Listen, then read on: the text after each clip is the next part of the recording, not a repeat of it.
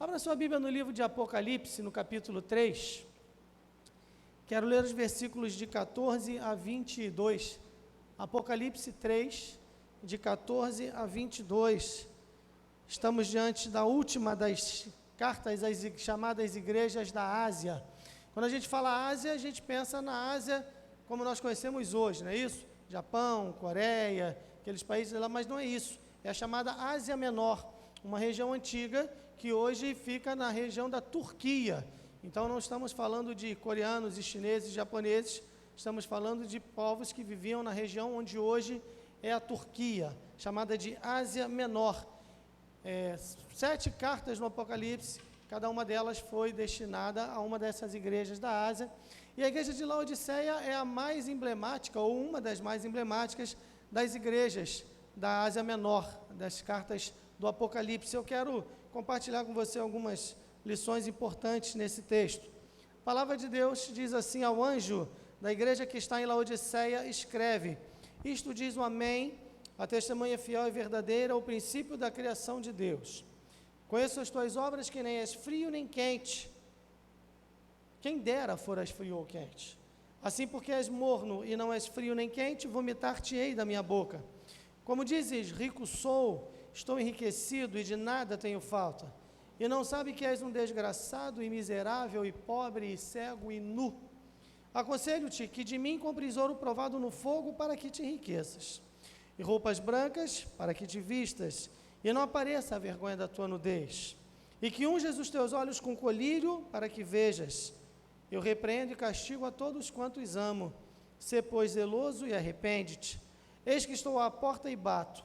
Se alguém ouvir a minha voz e abrir a porta, entrarei em sua casa e com ele cearei e ele comigo. Ao que vencer, lhe concederei que se assente comigo no meu trono, assim como eu venci e me assentei com meu Pai no seu trono. Quem tem ouvidos, ouça o que o Espírito diz às igrejas. Esta carta da igreja de Laodiceia, como eu falei, é uma das 7 cartas enviadas a 7 igrejas. Alguns intérpretes ao longo do tempo têm colocado que essas cartas são igrejas dedicadas a igrejas simbólicas, cada uma delas representa um período da história da igreja, mas veja, na verdade são igrejas reais, igrejas que existiram efetivamente naquela localidade. Por exemplo, esta igreja, de Laodiceia, ela existiu provavelmente fundada pelo apóstolo Paulo. Em Colossenses, no capítulo 4, versículo 16, o apóstolo Paulo faz referência a esta igreja. Ele fala da carta aos laodicenses.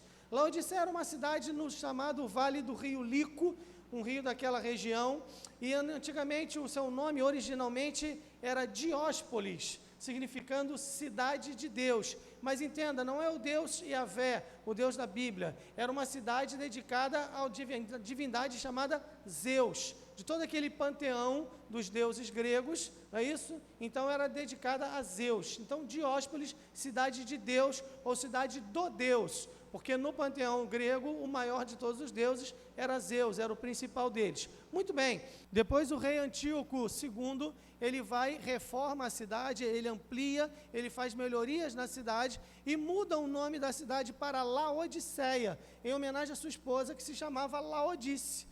Laodiceia significa pertencente a Laodice, Cesareia é pertencente a César, Laodiceia pertencente a Laodice. Muito bem, essa cidade era uma cidade rica, uma cidade próspera, ela era uma colônia romana. Entenda, os romanos dominavam o mundo e quando uma região era elevada ao posto de colônia, isso trazia consigo uma série de prerrogativas. Quais prerrogativas? Por exemplo, todos os cidadãos daquela cidade, que era uma colônia romana, eles tinham automaticamente cidadania romana.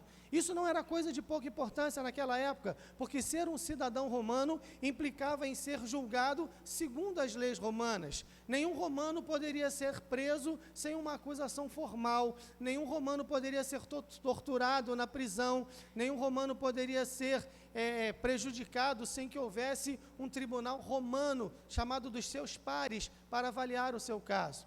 Significava também que aquela cidade que era considerada colônia, ela trazia consigo o benefício de receber ajuda financeira da capital do império.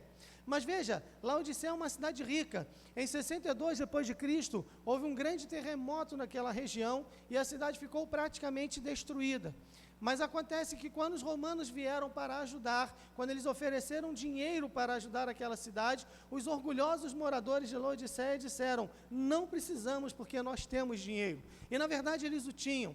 A cidade de Laodiceia, ela era famosa por duas coisas em especial. Primeiro, pelo seu grande gado de ovelhas de lã negra, que eram ovelhas raríssimas, que davam uma lã muito bonita e que eram muito caras, alcançava alto preço no mercado internacional. E eles produziam esta lã negra das ovelhas negras, não ovelha negra da família, né, mas ovelhas de lã negra, que eram ovelhas muito caras e muito requisitadas. Eles eram também conhecidos porque eles tinham ali vamos dizer assim, um centro de estudos oftalmológicos. Já naquela época, era algo muito avançado para a época. Em Laodiceia, eles tinham lá a produção de um chamado pó vítreo, que era usado no tratamento das infecções do olho. Então, veja, eram pessoas que tinham dinheiro, que tinham tecnologia para a sua época, que tinham recursos, que tinham status, que eram cidadãos romanos, embora não tivessem nascido em Roma, e era uma cidade de pessoas orgulhosas. E realmente, quando a cidade foi destruída, eles não aceitaram o dinheiro de Roma, e eles pagaram do seu próprio bolso a reconstrução da cidade. Olha que coisa interessante. Nesse contexto, João, na ilha de Patmos, ele tem a visão, ele recebe esta visão com relação a esta carta que vai ser enviada à igreja de Laodiceia. E aí diz o seguinte: ao anjo da igreja que está em Laodiceia, ao pastor daquela igreja, escreve: isto diz o Amém, a testemunha fiel e verdadeira, o princípio da criação de Deus. Ou seja, isto diz Jesus. Jesus vai falar com aquela igreja. Como ele falara com as outras 6 igrejas, ele agora vai falar com a igreja de Laodiceia também. E o que Jesus tem a dizer para aquela igreja, conquanto seja algo desagradável, conquanto seja algo duro, conquanto não seja algo muito palatável, de fácil digestão, de fácil ingestão, é algo necessário para a vida daquela igreja. E embora nós não sejamos, graças a Deus por isso, como a igreja de Laodiceia, que é uma igreja que Jesus Cristo diz que estava a ponto de vomitá-la da sua boca, ou seja, rejeitá-la por completo. A Igreja Batista de Vargem Pequena, louvado seja Deus, está longe disso, mas nós temos que prestar atenção em alguns detalhes importantes, porque veja, nós podemos e devemos entender igreja sob 2 princípios, sob 2 aspectos. Igreja como coletividade. Nós estamos aqui reunidos, somos o corpo de Cristo, somos a Igreja Batista de Vargem Pequena, mas também individualmente. Aonde eu estou amanhã, quando eu for trabalhar, quando você for estudar, quando você for fazer compras, quando você for fazer tudo que você faz no seu dia a dia, cuidar das suas atividades, dos seus compromissos, pagar as suas contas, você é a igreja. Então, estas injunções que aqui estão, estas orientações, estas repreensões até, elas servem para nós como corpo de Cristo, membros uns dos outros, mas serve também para cada um de nós individualmente, para que nós avaliemos a nossa real situação diante de Deus. Hoje é dia de ceia do Senhor. Ceia do Senhor é algo tremendo, não me canso de dizer isso. Conquanto não haja nenhuma bênção especial no pão que está ali, é o pão comum, no vinho que está ali é o suco de uva comum, você não vai receber uma bênção porque você vai ingerir o pão ou o vinho.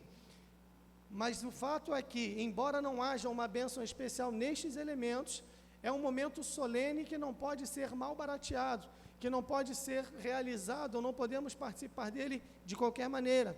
O apóstolo Paulo fala que aquele que come e bebe indignamente, o faz para a sua própria condenação. Então nós precisamos realmente avaliar a nossa vida. E sempre quando é domingo de ceia, eu gosto desse momento momento que antecede a celebração em si, para que possamos então avaliar as nossas vidas, não à luz da palavra do pastor André, não à luz daquilo que eu penso, daquilo que eu digo, mas à luz daquilo que a própria Bíblia, a palavra de Deus, tem a nos dizer. Então aqui algumas coisas importantes, algumas advertências que nós precisamos prestar atenção para as nossas vidas. E elas estão aqui elencadas e estão muito claras no texto que acabamos de ler. Em primeiro lugar, veja os versículos 15 e 16.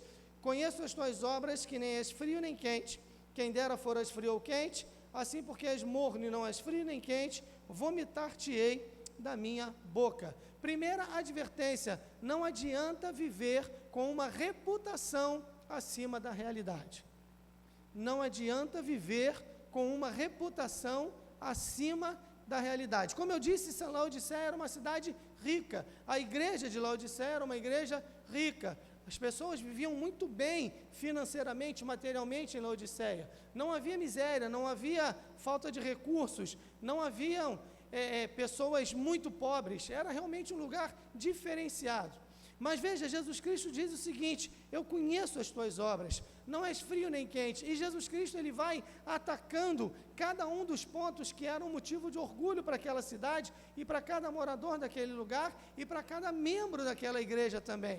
Quando Jesus Cristo diz assim: conheço as tuas obras, não és frio nem quente, quem dera foras frio ou quente. Nas traduções antigas dizem: oxalá foras frio ou quente.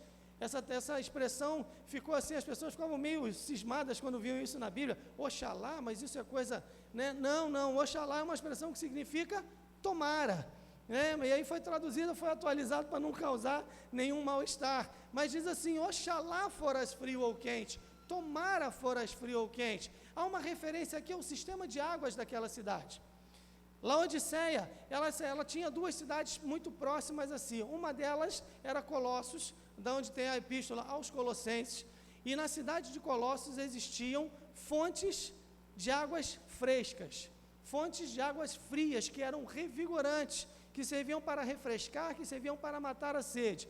Uma outra cidade próxima era a cidade de Hierápolis. Na cidade de Hierápolis existiam fontes termais de águas realmente muito quentes, que eram usadas para o tratamento de dores, dor nas costas, dor nas juntas, dor nas articulações. Então eram chamadas de águas medicinais. O que acontecia em Laodiceia? Laodiceia, ela não tinha, embora tivesse muita riqueza, ela não tinha no seu território nenhuma fonte, nenhuma nascente. E as águas que vinham para Laodiceia, elas vinham através de um sistema de encanamento, de tubos que eram ligados a fontes muito distantes da cidade. E quando estas águas chegavam na cidade de Laodiceia, elas chegavam mornas. E você já experimentou beber água morna? É algo terrível, é algo insuportável. Água morna chega a causar ânsia de vômito, não é isso? Então veja, embora Laodiceia tivesse toda uma riqueza, embora Laodiceia tivesse uma reputação, embora Laodiceia tivesse o status de uma colônia romana, embora Laodiceia tivesse recursos, o que Jesus Cristo está dizendo é o seguinte: seria bom que vocês fossem frios como a cidade de Colossos, porque pelo menos vocês poderiam dessedentar alguém, matar a sede de alguém, refrescar alguém, ou que vocês fossem quentes como Hierápolis, porque vocês serviriam para curar alguém. Mas vocês não são nem uma coisa nem outra. Vocês têm muito nome, vocês têm muito status, vocês têm muita reputação, mas vocês não têm conteúdo. Então veja, Jesus Cristo começa destruindo, ou para usar uma expressão que está na moda hoje, desconstruindo toda uma ideia de que Laodiceia era muito melhor do que os outros. E aí nós temos que pensar, não adianta viver com uma reputação acima da realidade. O que é reputação? Reputação não é aquilo que eu sou, reputação é aquilo que os outros acham que eu sou. E ela pode corresponder à verdade ou não. A grande questão é, a nossa reputação como crente, nós vamos nos aproximar da ceia do Senhor, nós vamos celebrar a ceia do Senhor. A ceia do Senhor é sim uma celebração espiritual, é um momento em que nós nos unimos para louvar a Deus, para agradecer ao Senhor, para nos alegrarmos pela salvação que alcançamos em Cristo Jesus, mas a nossa reputação condiz com a realidade de quem somos. Existem pessoas que têm uma reputação tão diferente do seu caráter, que se eles se encontrassem na rua, um não conheceria o outro. A reputação é uma, mas a realidade é bem diferente. Então a primeira coisa que Jesus Cristo está dizendo é: examine a sua realidade. As pessoas podem olhar para mim e pensar: poxa, ali vai um crente, um homem de Deus, um homem sério, um homem comprometido, mas eu tenho vivido à altura daquilo que as pessoas pensam de mim. É interessante que nós vivemos numa sociedade muito imagética, né? As imagens falam muito. E as pessoas gostam sempre de passar uma imagem, e a gente vê isso nas redes sociais, todo mundo posta, todo mundo põe uma foto, todo mundo tem uma opinião para dar, e transmite uma imagem, e às vezes quando você conhece a pessoa pessoalmente, você vai ver que não é exatamente aquilo que você pensava. Na vida cristã, nós precisamos ter a certeza, antes de nos aproximarmos da mesa do Senhor, que a nossa reputação, ela é condizente com aquilo que somos na verdade. Não adianta viver com uma reputação acima da realidade.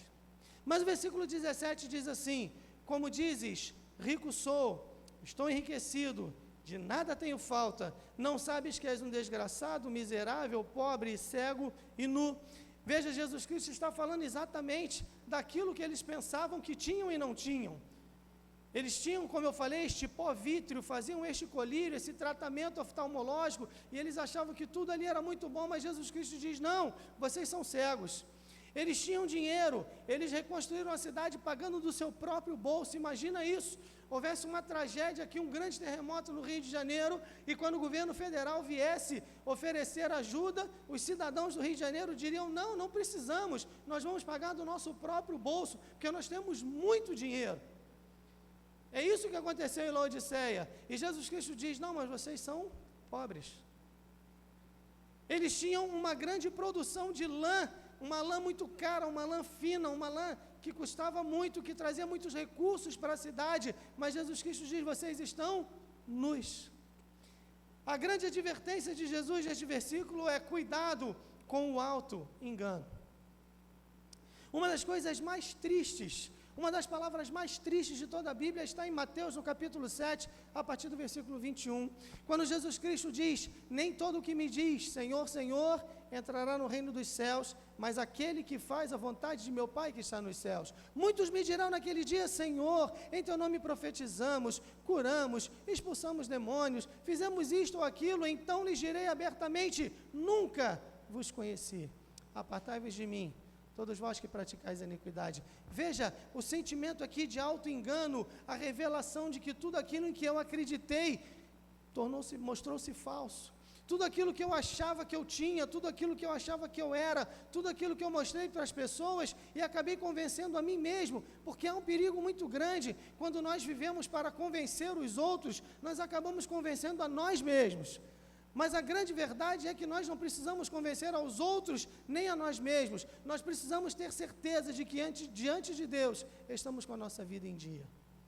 Cuidado com o auto-engano. Você diz: eu sou rico, estou enriquecido, não tenho falta de nada, mas és desgraçado, miserável, pobre, cego e nu. Sabe, para perder a alma, você não precisa ser um idólatra, você não precisa ser um blasfemador, você não precisa ser um homicida.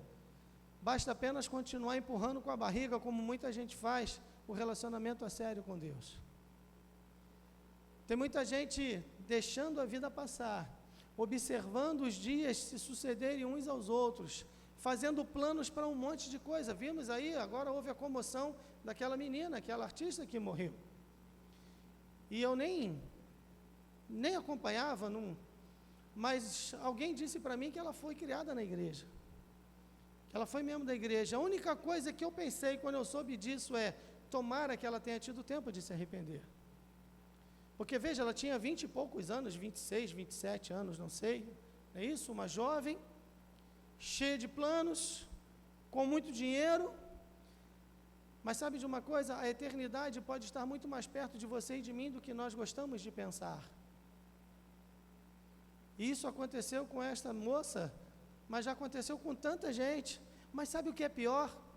A gente vê toda uma comoção, a televisão fala disso o tempo inteiro, os jornais mostram isso toda hora, um monte de gente posta um monte de coisa nas redes sociais, mas amanhã todo mundo continua vivendo do mesmo jeito, como se nada tivesse acontecido. Porque isso só acontece com os outros, não acontece comigo. Cuidado com o auto-engano. A grande questão é: se eu for chamado hoje para prestar contas da minha vida diante de Deus, eu estou preparado? É isso que você tem que se perguntar. Nós vamos celebrar a ceia do Senhor, de novo eu digo isso. A ceia do Senhor, ela significa o ato de sacrifício, de amor de Deus por nós. Jesus Cristo deu a sua vida por nós, mas isso é realidade para mim. ou isso é algo bonito, isso é algo com que eu me emociono, isso é algo que chama a minha atenção, isso é algo que às vezes me leva até as lágrimas, e nós ouvimos o Alex cantar aqui, está cantando direitinho, você vai acabar aprendendo, continue assim. Né? Nós vimos o Alex cantando e as pessoas se emocionam, e a letra é bonita, e a cadência da música, e a harmonia das notas, e tudo isso mexe com o nosso coração, mexe com as nossas emoções, e eu vi algumas fungadas ali no auditório, algumas pessoas se emocionando, que bom, mas é mais do que isso ou é apenas isso? Cuidado com o auto-engano. Não pense nem por um momento que pelo fato de você ser membro desta igreja ou de outra igreja, ou de você participar dos cultos, ou de você vir aqui, ou de você ser batizado até, muitos me dirão Senhor, e eu direi, não conheço vocês. No capítulo 6 do Evangelho de Marcos, nós vemos a história de João Batista, quando ele é decapitado por Herodes. A Bíblia diz claramente que Herodes temia João porque sabia que ele era varão justo e santo, e ele gostava de ouvir o pregador, ele gostava do pregador, ele gostava da pregação, ele gostava de ouvir João falar, e a Bíblia diz que ele fazia muitas coisas. E se você for aos livros de história, você vai ver aos bons livros de história que naquele período Herodes realmente fez muitas coisas. Ele diminuiu alguns impostos, ele diminuiu a tortura aos presos, ele fez obras de melhoria na cidade, ele fez muitas coisas, mas ele não fez o principal. E no momento de luxúria, ao ver aquela jovem dançando, que a tradição diz que o nome dela era Salomé, mas a Bíblia não diz o nome dela. O fato é que ele promete que daria a ela o que ela pedisse. Ela pede a cabeça de João Batista. Herodes se entristece, mas por causa da promessa que ele fez, diz a Bíblia, e por causa de todos aqueles que estavam ao seu redor, ele mandou decapitar João. Veja, muitas coisas não são suficientes. Apenas uma coisa é crer no Senhor Jesus e serás salvo. Cuidado com o auto-engano. Mas o versículo 18 continua, ele vai dizer assim para nós: aconselho-te que de mim compres ouro provado no fogo, para que te enriqueças, roupas brancas para que te vistas e não apareça a vergonha da tua nudez, unjas os teus olhos com colírio. Olha a ironia de Jesus, uma cidade que era famosa pelo colírio. Unjas os teus olhos com colírio para que vejas. Jesus Cristo está dizendo o seguinte: busque as verdadeiras riquezas. Quando ele fala aqui, aconselho-te que de mim compres ouro provado no fogo. O ouro, se ele é bom, se ele é verdadeiro, ele se prova no fogo. Quanto mais puro o ouro é, mais ele é resistente ao fogo. Ele passa pelo fogo, as impurezas vão saindo, as impurezas vão sendo postas de lado, ele vai ficando cada vez mais purificado. Ouro de verdade resiste ao teste do fogo. E aí veja, que ouro é esse? Que verdadeiras riquezas são essas? Em primeiro lugar, santidade. Diz aqui, aconselho que de mim compres ouro provado no fogo para te riquezas e roupas brancas. Se você continuar lendo no livro de Apocalipse, você vai ver mais à frente que João tem a visão de uma grande multidão vestido de vestes brancas, vestes de linho, que são as vestes dos santos. Buscai a santificação, sem a qual ninguém verá o Senhor. Isto é a realidade. Seguir a paz com todos e a santificação, sem a qual ninguém verá o Senhor. Quantas vezes você para pensar nisso? Sem santidade, ninguém verá o Senhor. Veja, a Bíblia não diz que talvez alguns consigam, pode ser que na hora H alguém, não. Ninguém verá. Você que não é membro de igreja nenhuma, nunca se converteu, não verá o Senhor. Você que é membro desta igreja ou de outra igreja, mas se você não busca a vida de santidade, e aí há um contrassenso aqui.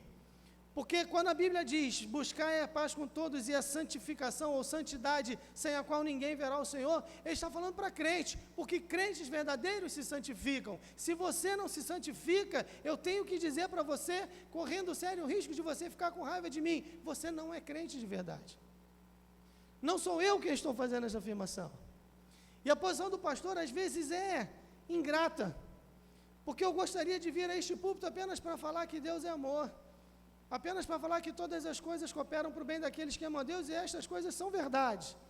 Mas também são verdades o fato de que sem santidade ninguém verá o Senhor. E aqueles que não se santificam não são crentes, porque pelos frutos a árvore é conhecida. A árvore boa dá frutos bons, a árvore má dá frutos maus. Não tem como correr. E às vezes nós vemos pessoas que passam 5, 10, 30, 50 anos dentro da igreja, mas não dão frutos espirituais. Não tem vida de santidade. E eu hoje vou descer deste púlpito carregando um fardo nos ombros. Segunda-feira eu falo para os irmãos, é o dia da crise do pastor. Porque às vezes Deus coloca no coração do pastor algumas palavras que ele fica relutando em dizer, relutando em trazer ao púlpito, mas Deus cobra isso do pastor. E eu desço estes degrau pensando aqui, entendendo exatamente o que Paulo quis dizer quando ele falou da loucura da pregação. E chega na segunda-feira, o que eu faço? Eu vou tomar mate. Eu falei isso para os irmãos.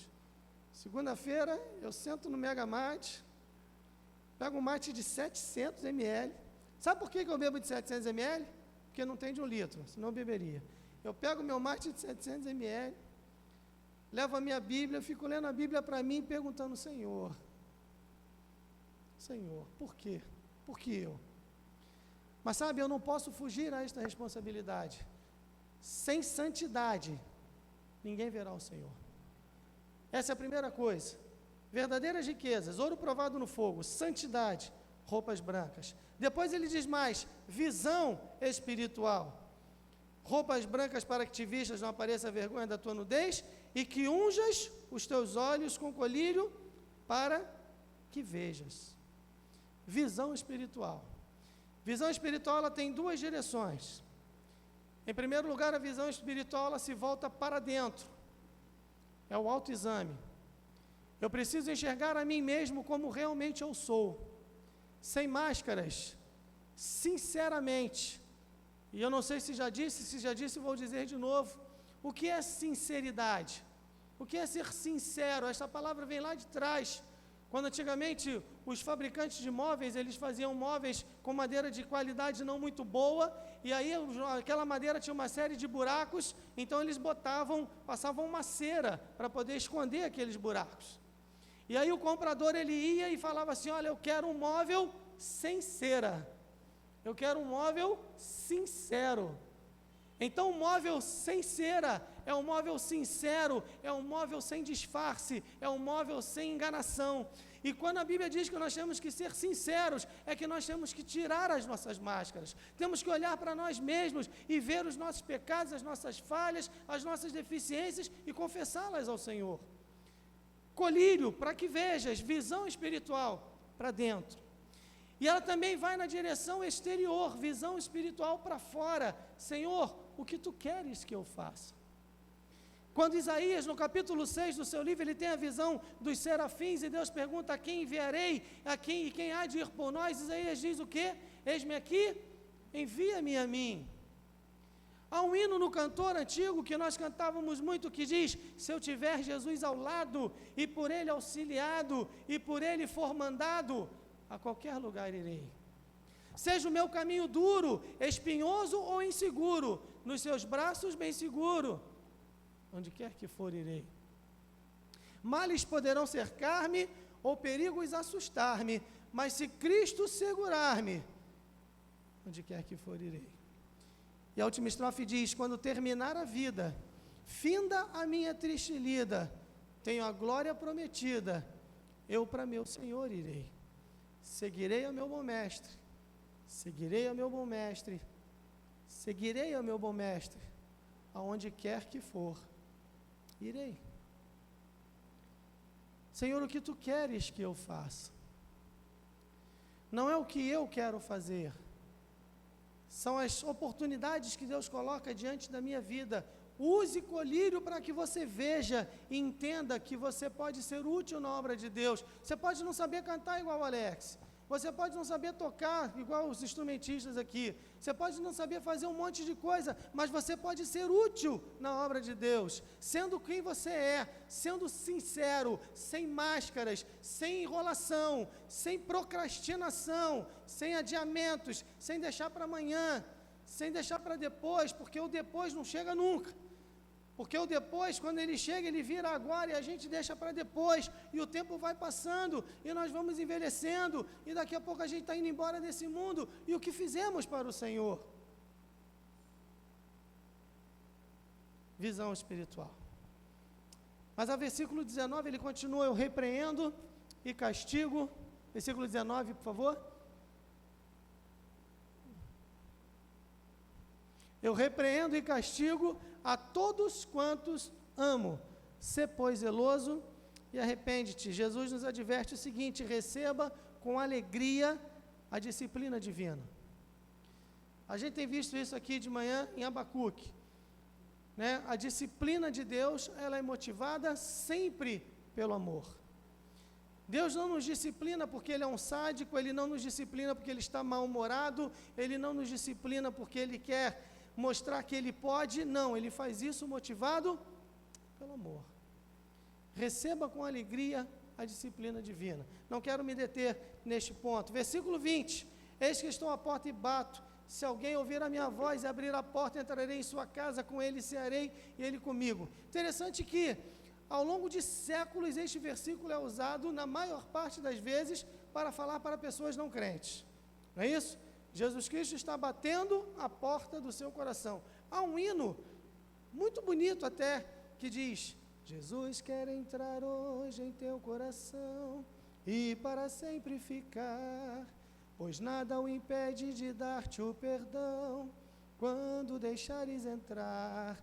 Já tantas vezes a porta esperou, e agora ele torna a bater, querendo te dar salvação, paz e amor, queres a Cristo atender. E a gente fala: eis que estou à porta e bato, se alguém ouvir a minha voz e abrir a porta, entrarei em sua casa, com ele cearei, ele comigo. Sim, isto é verdade, mas entenda uma verdade que pode ser surpreendente para você. Este versículo aqui não é para não crentes, este versículo é para a igreja. A carta foi escrita para quem? Para a igreja de Laodiceia. E Jesus Cristo está dizendo: eis que estou à porta e bato. Pode parecer estranho, mas às vezes a igreja faz tanta coisa, tem tanta programação, tem tanto objetivo, tem tanto propósito, tem tanta coisa que ela quer fazer, realizar, tem tantas ideias mirabolantes, que Jesus fica de fora. Então a advertência de Jesus aqui é: certifique-se de que Cristo esteja dentro da igreja. Pode parecer estranho isso, mas às vezes a igreja é culpada de deixar Jesus de fora, porque nós queremos fazer do nosso jeito. A gente vê aí tantos métodos e sistemas e especialistas em crescimento de igreja. Eu já falei, pastor Fulvio até citou, eu falava isso muito mais vezes, hoje eu falo menos, mas eu sou da época em que o único especialista em crescimento de igreja era o Espírito Santo, porque é Ele quem converte. Se Ele não fizer, ninguém pode. Mas hoje em dia a gente quer fazer tanta coisa, e a gente quer trazer pessoas, a gente quer que elas venham. Sim, nós queremos que elas venham, mas às vezes nós tomamos as rédeas nas nossas mãos e Cristo fica de fora. E aí Ele está dizendo: olha só, eu estou do lado de fora, a igreja é minha e vocês não estão deixando, não estão pedindo a minha opinião, não estão perguntando o que eu penso. Sabe, irmãos, nós organizamos um projeto, nós criamos, temos uma ideia, nós fazemos tudo direitinho, apresentamos a Deus o projeto pronto e dizemos: Senhor, abençoa o que eu vou fazer. Está errado. O que nós temos que fazer é perguntar: Senhor, o que Tu queres que eu faça? Qual é o Teu projeto para a vida desta igreja? De que maneira o Senhor quer atuar na vida do pastor da igreja, na vida dos membros da igreja, dos professores da escola dominical, do departamento infantil, da música, da recepção, da cantina, de qualquer área. Senhor, mostra aquilo que Tu vais abençoar, para que eu possa seguir na Tua vontade. Certifique-se de que Jesus esteja dentro da igreja. Mas eu quero terminar, que a gente vai celebrar a ceia. O versículo 21 ele diz: ao que vencer, lhe concederei que se assente comigo no meu trono, assim como eu venci e me assentei com meu Pai no seu trono. Contemple a glória futura. Nós não vivemos para este mundo. A vida aqui é curta, é rápida, passa muito depressa.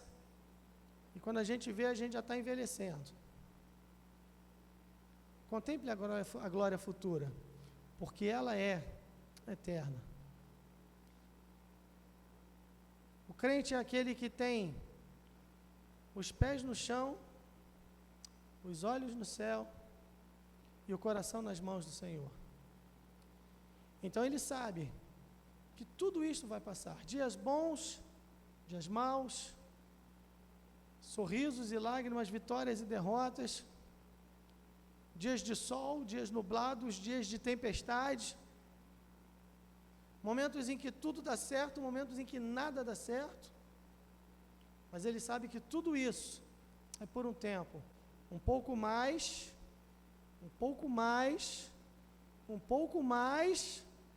e chegaremos à nossa casa.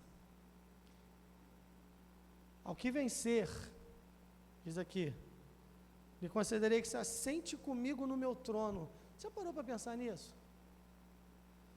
Se você não lembrar de mais nada que eu falei nessa noite, leva essa expressão de Jesus: ao que vencer, lhe concederei que se assente comigo no meu trono. Já tinha pensado nisso? Já tinha, Jesus? Já pensou nisso, Daniel? Você vai chegar lá, trono do Senhor, e aí ele vai falar assim: Amanda, senta aqui do meu lado. Que moral, Amanda. Maiara, senta aqui. Daniel, senta aqui. Sabe, irmãos, há expressões na Bíblia que a gente olha e a gente fica, muitas vezes elas passam por nós despercebidas, mas nós temos que contemplar isso. Deus está estabelecendo o seu reino, e nós estamos sendo preparados para este reino. Então, cabe a nós obedecer, trabalhar, lutar, chorar muitas vezes, sorrir tantas outras vezes, mas não perder o foco daquilo que nos aguarda lá na frente. Foi para isso que Jesus morreu. É isso que ceia significa. É isso que nós vamos celebrar nesta noite. A Igreja Batista em Vargem Pequena convida para celebrar a ceia do Senhor todos vocês que são crentes em Cristo Jesus, membros de uma igreja evangélica, batizados em comunhão com Deus e com a sua igreja. Nestas condições, você está convidado a participar conosco. Se você ainda não é um crente, aproveite estes momentos para olhar para a sua vida. Porque Jesus Cristo, ele diz, quando ele vai celebrar a ceia com seus discípulos, ele diz: na verdade, eu digo que eu não beberei mais deste fruto da vide. A última vez que Jesus Cristo celebra a ceia com eles, até que eu beba de novo, ou beba novo no reino de meu Pai. Então veja, se você ainda não é um crente, esse é o momento de você se perguntar: esse aqui era aqui. Quando Jesus Cristo voltar, você participará da ceia do Cordeiro? Você está preparado? Você não gostaria de estar pronto, apto a participar da ceia com o Senhor? Então você precisa de Jesus. E você que é membro desta igreja ou de outra igreja evangélica, você está em condições realmente de participar hoje? Repito, não há bênção nos elementos. Não vou, como eu sempre gosto de dizer, pronunciar palavras sacramentais e vou abençoar estes elementos e eles vão abençoar a sua vida quando você ingeri-los. Isto não vai acontecer. É pão, é suco de uva, nada mais. Mas o que eles representam não pode ser tratado como coisa de somenos importância. Então lembre-se também das palavras de Paulo: aquele que come e bebe indignamente, come e bebe para a sua própria condenação. Se você não está em comunhão com o Senhor, você tem duas opções nesta noite, você que já é crente. Você que é membro desta ou de outra igreja. Abaixe a sua cabeça, fale com Deus, acerte-se com o Senhor, e então participe. Ou então, não o faça. Eu suplico a você. Eu suplico a você, não o faça. Quem que vai nos ajudar hoje aqui na ceia? Pode vir, por favor. Irmã Angélica, irmão Marcelo. Irmã Angélica e irmão Marcelo, se você estender a mão para pegar a ceia, eles jamais vão recolher a mão. Eles não vão dizer, você não pode participar, você não pode. Eles jamais farão isso. Eles não têm essa autoridade, nem eu. Mas isso é algo que você precisa avaliar com cuidado. Então nós vamos cantar, não é isso? Enquanto nós cantamos, este é o momento de você olhar para dentro de você. Mais uma vez, se você ainda não é crente, é o momento de você se arrepender e correr para os braços de Jesus, para que você possa ingressar na igreja, ser batizado, e então poder participar da ceia do Senhor. Se você já é crente, é o momento de você avaliar a sua vida. Se você não está em condições, peça ao Senhor que limpe o seu coração, para que você possa participar com alegria e com sinceridade. Ou então, não faça isto, para o bem espiritual da sua própria alma.